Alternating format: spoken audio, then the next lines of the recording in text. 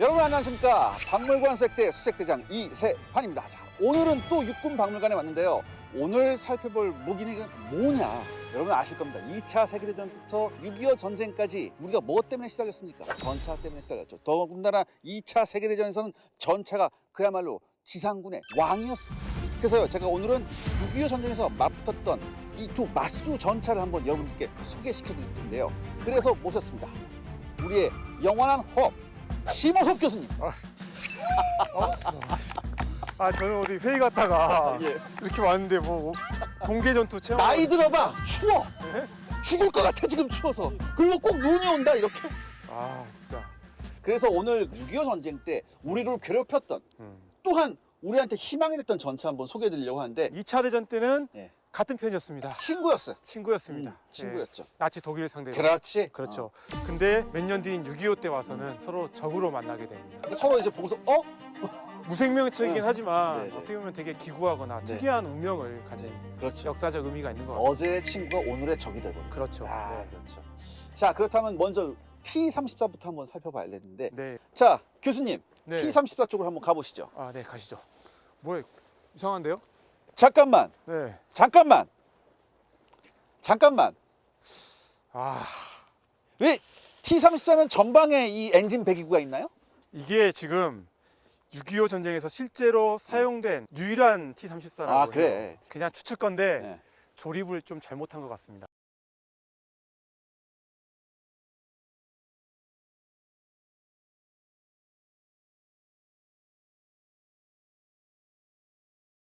사실 전 재현 믿지 않습니다. 왜냐하면 교수님 아시죠? 이 T-34가 공장마다 들쭉날쭉해요. 그렇죠. 네. 그래서 한번 아, 나 오늘 오니까 제작진이 나한테 이걸 주더라고.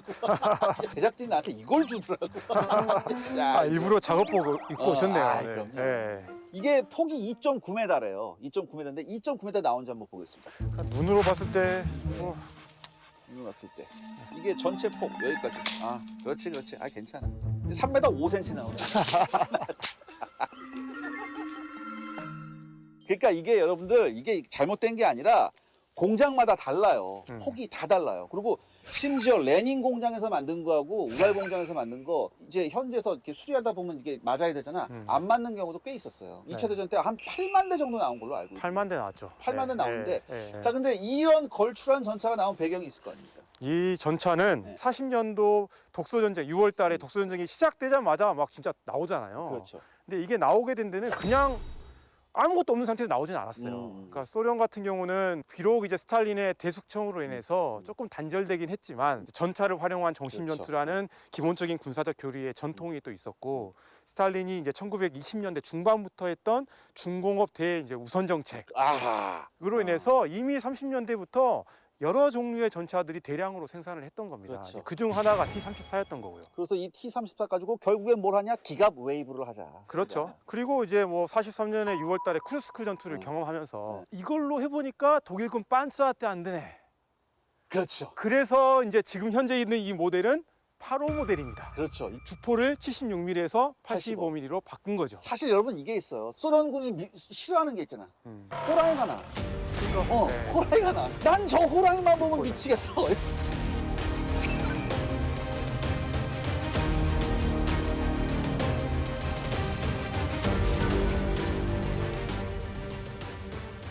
T-34에서 우리가 잊지 말아야 될 게 뭐냐면 이게 굉장히 혁신적인 전차임에도 불구하고 여러분 이게 있습니다. 조종과 생산이 최대한 편하도록 했어요. 비숙련공이어도 웬만하면 만들 수 있게. 그렇죠. 네. 네. 그다음에 조종수도 조종 얼마 안 해본 애가 와도 그냥 전선에서 대충 앞뒤 옆으로 갈 수 있게 해놨어요.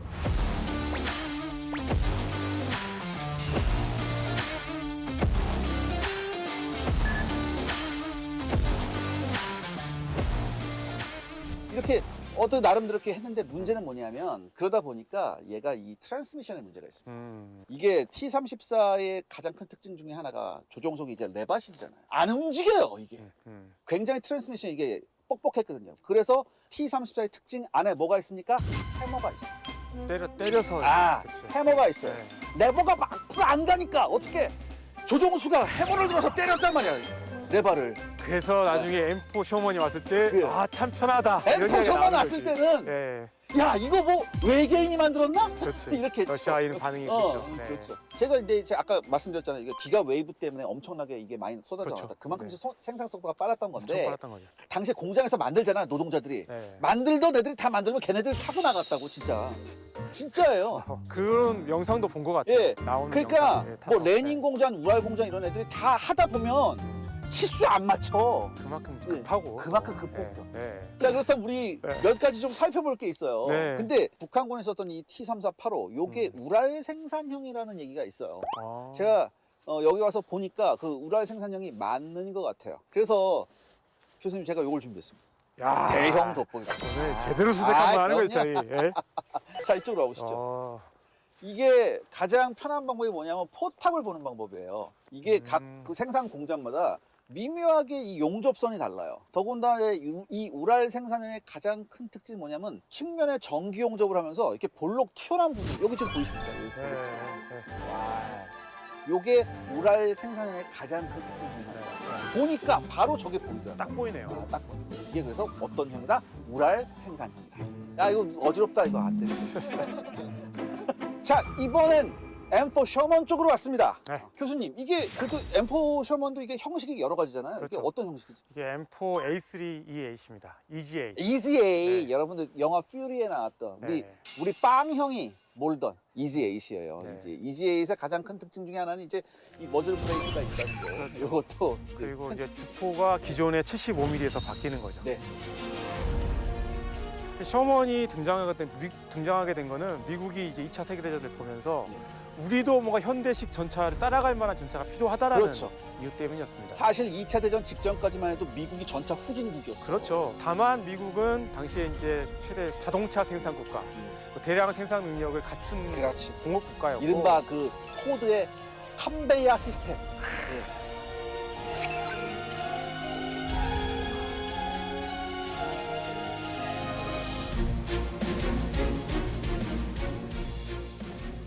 이 셔먼이요 막판의 생산량만 보면 오히려 T-34보다 훨씬 많이 생산됐다 그런 얘기가 있거든요. 네, 그러니까 42년부터 45년까지 3년의 기간을 놓고 봤을 때 5만여 대를 생산했어요. 아유, 그때 5만여 대를 생산했어요. 아유, 아 5만여 대. 네, 그래서 평균 잡아놓고 봤을 때 이 기간만큼은 T-34보다 더 많은 생산을 했을 정도로 어마어마한 생산력을 보였다. 그렇죠. 그다음에 중요한 게 생산량은 받쳐주는데 뭐가 안 받쳐줬냐? 전차병이 안 받쳐주는 거예요.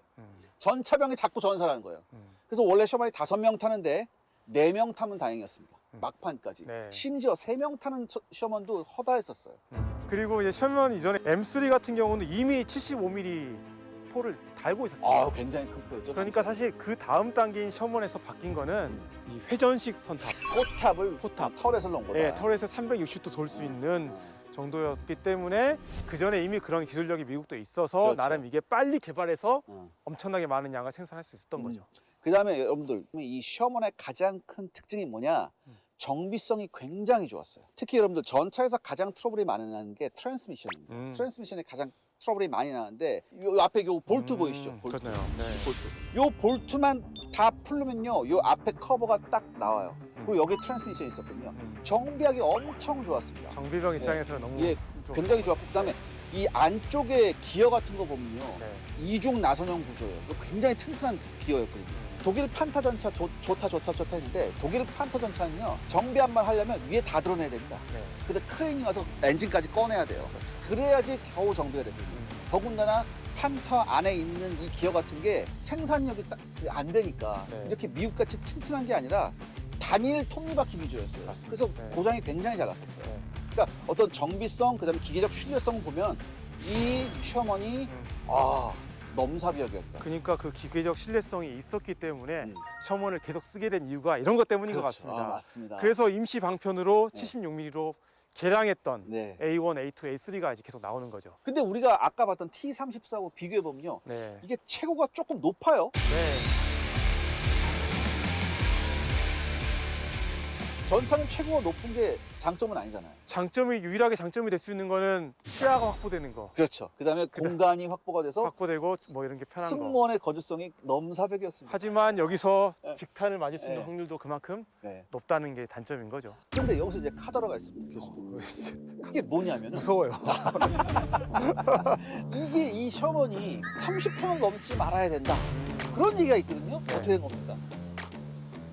그러니까 셔먼은 미국에서 생산을 하지만 네. 미국에서 쓸 건 아니잖아요. 바다를 통해서 보내야 됩니다. 그치, 태평양도 가고 대서양도 건너야죠. 그렇죠. 그쵸? 그러면 바다에 가려면 배에 실어야 될 거 아니에요. 아. 비행기에 못 태우니까. 아, 그래서 여기 보면은 아. 크랭크 고리가 있어요. 아 그랬군요. 아. 네, 그래서 배에 선적할 수 있는 크랭크에 이걸 걸어서 음. 들려면 그 무게가 30톤을 초과해서는 안 아. 된다는 거죠. 그러니까 이 M4 셔먼의 가장 큰 장점이 뭐냐면 범용성이 뛰어나서 2차 대전 때 연합군이 다 죄다 썼다는 얘기죠. 그렇죠. 미군도 쓰고 영국군도 쓰고 캐나다군도 쓰고 심지어 소련도 소련군도 썼어요. 네. 소련군도. 아 근데 소련군은 이게 어떻게 평가해요?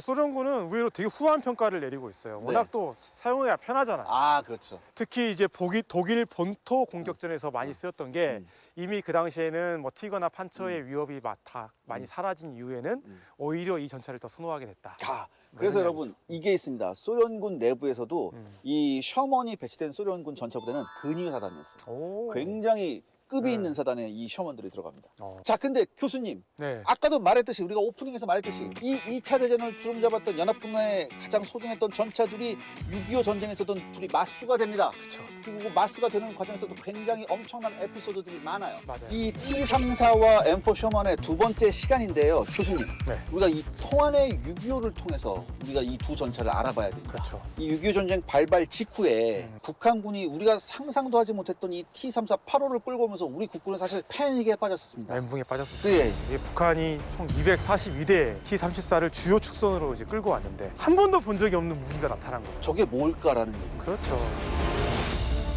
게다가 국군은 전차가 한 대도 없었고요. 음. 이걸 막을 만한 수단 자체가 불비했습니다. 아, 그렇죠. 자, 그런데 이 T-34가 밸런스가 좋은 전차잖아요. 기동성도 최고 속이 한 50km 넘을 정도였거든요. 왜 서울을 점령하는데 3일이나 걸렸을까요?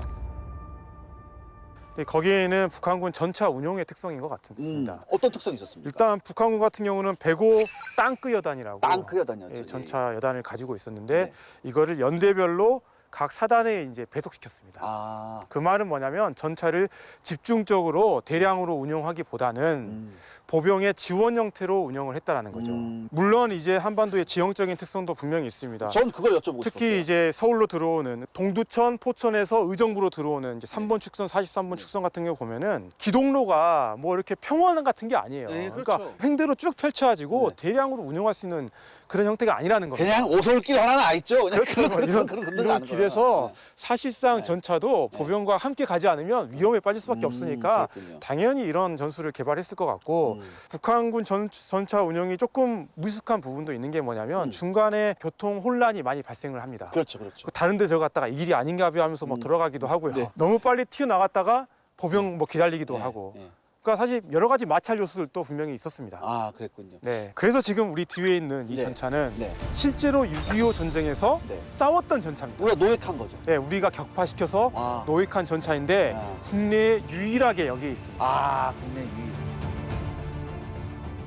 T-34 전차는 6.25 당시 낙동강 전투에서 우리 아군이 노획한 유일한 탱크입니다. 백선엽 장군의 자서전을 보면 원래 이걸 노획을 한 다음에 대구에서 전시를 하다가 그리고 여의도에서 전시를 했고 그 다음에 육사 교정에 전시를 했다고 나와 있습니다. 그래서 그런지 몰라도 네. 보니까 곳곳에 사실 격파의 흔적이 있습니다. 네. 한번 보시죠. 네.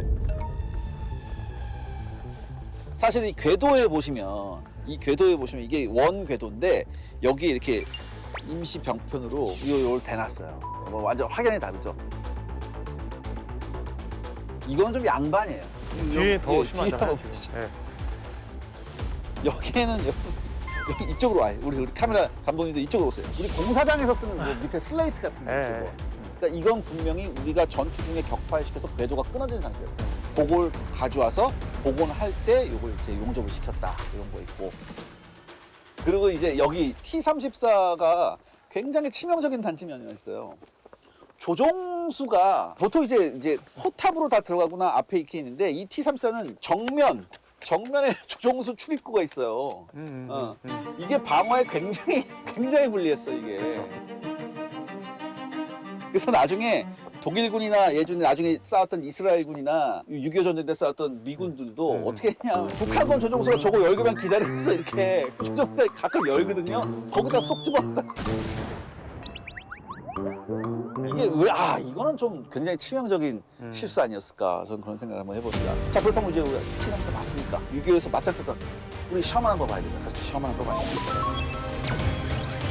근데 이제 셔먼 앞에 왔는데요. 네. 우리가 사실 6.25 전쟁 나고 나서 진짜 속절없이 낙동강 전선까지 밀립니다. 그렇죠. 물론 그 중간에 미군이 이제 채피 경전차를 투입을 했어요. 네, 일본에 있었으니까 예. 어떻게든 어떻게 가장 빨리 올 수 있었습니까? 네, 없는 거라도. 그런데 네. T-34한테 역부족이었습니다. 안 되죠. 네. 75mm짜리 포를 달고 있어도 네. 경전차잖아요. 그렇죠. 그래서 어쩔 수 없이 이제 낙동강 방어선이 있었고 이 낙동강 방어선이 있을 즈음부터 이 EGAC 먼저 오고 그다음에 이제 퍼싱도 오게 되고 이렇게 되죠. 사실 EGAC 먼저 온 건 아니고 한 8월 4일 시점부터 5개 전차 대대가 오는데 예.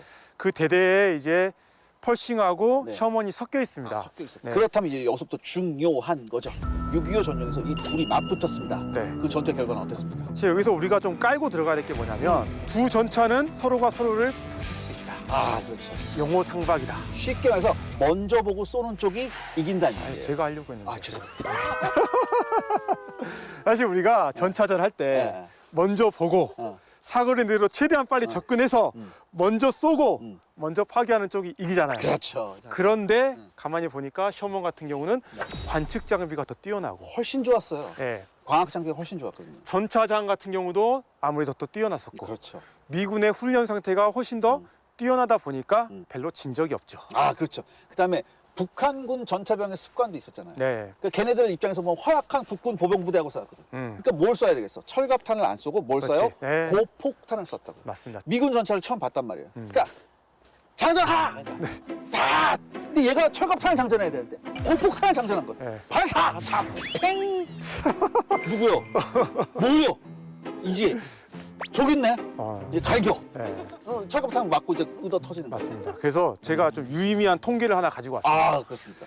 이게 이제 셔먼하고 T-34가 맞붙은 통계는 아닌데 네. 그만큼 미군의 훈련도가 높았다라는 걸 좀 보여준 통계인 것 같아요. 그래서 이게 어떤 내용이냐면 초탄 명중률에 대한 통계입니다. 초탄 명중률. 네. 중요합니다.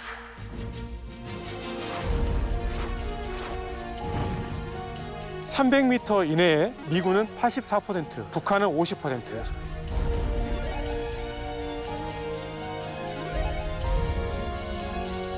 1km 이상에서 미군은 16%, 북한은 빵. 분명히 이 셔먼이 승무원 주거성도 좋았고 네. 조작성도 좋았단 말이죠. 네네. 그에 비해서 T-34는 떨어졌었고 네네. 그렇다면 이게 나중에 전투 피로도도 있었지 않을까? 당연히 있을 것 같아요. 사실 북한군이 전차를 전차를 멀리까지 수송할 때는 열차로 수송해야 돼요. 그렇죠. 아니면 네. 트레일러로 수송해야 돼요. 네. 근데 북한군은 이걸 끌고 북한에서부터 부산까지 갔단 말이에요. 이렇게 할 수밖에 없던 거는 미 공군이 폭격이 있었고 철로들이 다 파괴되는 그런 상황 그렇죠. 속에서 어쩔 수 없는 선택입니다. 근데 사실 T-34의 장점은 그 작전 반경이잖아요. 300km 이상을 갈 수 있다는 그렇죠. 거. 근데 그걸 전혀 활용할 수가 없었죠. 이 전쟁에서는.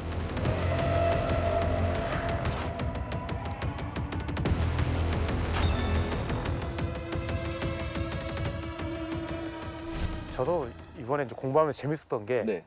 6.25 전쟁 기간 중에 전차전이 119회가 있었어요. 119회가 있었군요. 네, 그러니까 전차가 우리가 흔히 아는 뭐 독일의 전격전 이런 식으로 대량으로 운용된 사례가 없어요. 그러니까 뭐 소대나 중대 가다가 이렇게 맞습니다. 맞춘 거지. 119회 중에서 한쪽이 5대 이상을 운용한 사례가 단 7회입니다. 그게 현실이었고 오히려 근데 이 2차 대전 끝나고 사실 다들 뭐 전차 필요 없다 이런 이야기도 있었고 네. 그런데 오히려 6.25 전쟁에서 전차 쓰다 보니까 보병 지원용으로 이런 산악 지형에서 그다음에 방어선 뚫는데 상당히 유용하다는 걸 또 증명을 했기 때문에 이때부터 다시 또 전차를 엄청나게 개발을 하잖아요. 그렇죠, 그렇죠. 네. 그러니까 이 6.25 전쟁이 새로운 전차, 신형 전차를 개발한 또 하나의 계기가 됐다. 그렇죠. 저는 그렇게 봐요. 맞습니다. 네. 그래서 우리가 실제로 싸웠던 다부동 전차. 다부동. 다부동하면 치열한 고지전, 진지전을 네. 생각하는 경우가 있는데 네. 사실 여기서 전차전이 펼쳐졌습니다. 아, 그랬군요. 네. 특히 다부동 일대에서도 칠곡에서부터 신주막이라는 곳을 거쳐서 대구로 대구까지. 내려가는 그 아, 길이 예. 너무나 중요했습니다. 네, 네. 그래서 여기에는 일사단과 함께 싸웠던 미 27년대에 전차 대대에서 또 한 개 중대를 보내줬어요. 아, 그래서 이 미 전차 중대가 주로 퍼싱으로 이루어졌었는데 네. 북한군 T-34가 공격을 해옵니다. 아, 예.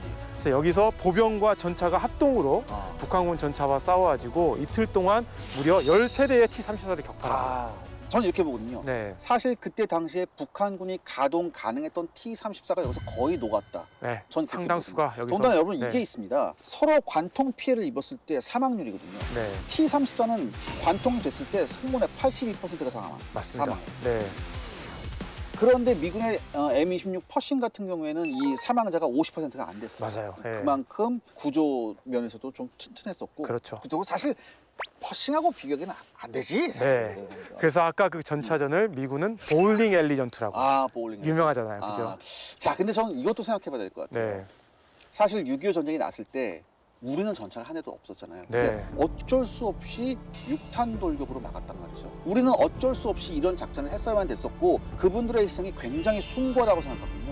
내가 아니면 결국은 이거 내가 할 일이고 내가 해야만 된다. 그리고 그 한 분 한 분의 그런 네. 희생과 노력들이 다 모아져서 네, 결국 우리가 초반 전투에서 북한군이 원했던 완전히 우리 주력 섬이 안 당하고 네, 후위를 기약하면서 결국 전쟁을 계속 이끌어 나갔잖아요. 맞아요. 이게 네. 여러분 어느 한 군데서만 벌어진 일이 아니라 네, 굉장히 여러 군데서 벌어졌어요. 그렇죠. 저는 이렇게 생각합니다. 이 전차, 통한의 전차입니다. 통한의 전차지만 이 전차 때문에 우리가 겪었던 것을 지금에 와서 우리가 굉장히 긍정적이고 좋은 교훈으로 받아들여서 이제는 우리가 우리 전차 수출한다는 거예요. 그렇죠. 아, 너무나 중요한 이야기입니다. 이게 뭐냐? 6탄 용사들의 그 숭고한 희생 정신도 크게 한몫했다. 저는 맞습니다. 네.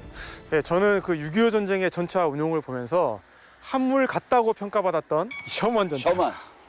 무려 309대가 사용됐습니다. 아, 퍼싱이나 패튼보다 더 많이 쓰였거든요. 아, 그렇군요. 이제 그걸 놓고 봤을 때 무기 체계라는 게 그 체계가 가지고 있는 단순한 자체 스펙보다는 효과성이 정말 중요하구나. 운용성이. 그렇죠. 그래서 우리가 이 무기를 얼마만큼 효과적으로 운용할 것인가 이런 고민을 더 많이 해야겠다 이런 생각도 했습니다. 자, 오늘도 이 육군 박물관에서 우리 심 교수님 모시고 굉장히 제가 뜻깊은 시간을 가진 거예요. 아, 저는 되게 놀란 게 이 무기 가지고 우리가 이렇게 풀어낼 수 있다는 게 역시 샤를리구나. 아, 저는 우리 네. 심 교수님 깨알같이 요거 전사 연구해 오셔가지고 이 통계 자료 내시고 이렇게 야, 교수는 아무나 하는 거. 아, 아닙니다. 네. 오늘 굉장히 좋은 시간 감사합니다. 아유, 감사합니다. 예. 네. 자, 여러분 오늘도 수색대장 수색 완료했습니다.